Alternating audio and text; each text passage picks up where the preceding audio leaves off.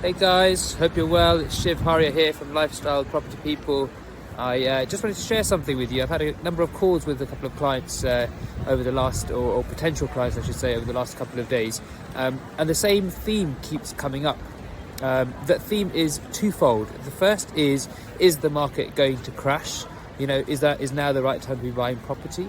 And the second is what's the rental return now that the interest rates have increased? And I wanted to tackle both of these, and it's interesting because obviously the market has changed. What do we mean by the market has changed? We mean that the interest rates, the mortgage interest rates have increased, and because the mortgage interest rates have increased, the cost of operating a buy-to-let property has increased, and therefore the profit involved has decreased. And when we're talking about profit, what we're really talking about is the monthly rental profit. So the costs have increased, the market has changed, but as a result, we have to respond to that. Our strategy for buying property has to be different. Until now, what we've been doing is buying properties, refurbishing them and renting them, and then trying to get a good rental return. However, now that the market is changing, I'm going to describe to you what we mean by the market is changing. We need to come up with a new strategy that works in this changing market. So again, what do we mean by the changing market? Number one, the demand for properties, for buy-to-let properties specifically, but actually for all properties, is down, according to Zoopla, by 50% year on year. 50% reduction in demand year on year of properties. That's the first thing. The second thing is that with that 50% reduction, it means obviously that property prices are becoming more negotiable. Why is that? That's because there's the same amount of supply on the market, but less people want to buy it, which means that obviously if you're looking to sell your house, you're probably going to be likely to go with an offer that's slightly lower than where you want it to be, than holding out for the offer that may or may not come in the future. So because there's less people wanting to buy your house, you're willing to take a lesser offer. As a result of that, lots of industry commentators and industry portals, Rightmove, Zoopla, the Office of Budget Responsibilities, economic commentators are suggesting that we're going to have a reduction in the prices of property. And actually, whilst most people are thinking that it might be somewhere in the region of 4 or 5%, the OBR, the Office of Budget Responsibility, thinks that it might be up to 9%. Now, when we say 9%, what we're saying is up to 9%. And in some places, actually, that reduction in price has already started to happen, which means that right now we can actually negotiate better prices on the purchase of properties. So, if we can negotiate better prices on the purchase of properties, the next question then is now a good time to buy? Well, of course, it depends on how much discount you can negotiate on the properties. If we expect that the price is going to drop by, say, 5%, we manage to negotiate a 10% reduction in the price, then in that case, it is a good time to buy because we've been able to pick up a good deal. Could it drop even further? Yeah, it probably could, but the question is how much further is it realistically going to drop? And I think that question is where the jury is out.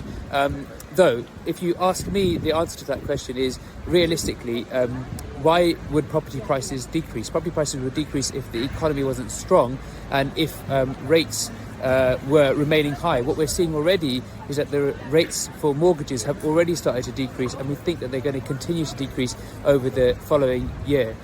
The interesting thing to note here is that actually the mortgage rates are not determined by the base rate. So a lot of people think, oh, well, the base rate might increase again in the next few months, and as a result, the mortgage rates will also increase. That is incorrect. The mortgage rates are actually based on swap rates, not base rates. So swap rates, I won't go into what they are, but ultimately they're different from the base rate, and swap rates have already been decreasing and will continue to decrease.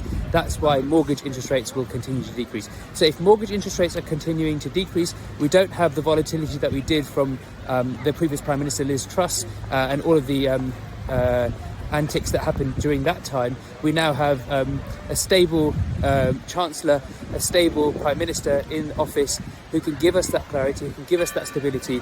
And although we are going to see a softening of prices, we're certainly not going to see a crash. And this is exactly what Zoopla is saying, it's what Rightmove are saying, it's what everybody is saying, is we're not going to see a crash, we're going to see a softening of prices. something to bear in mind here is that is just the economic cycle at work.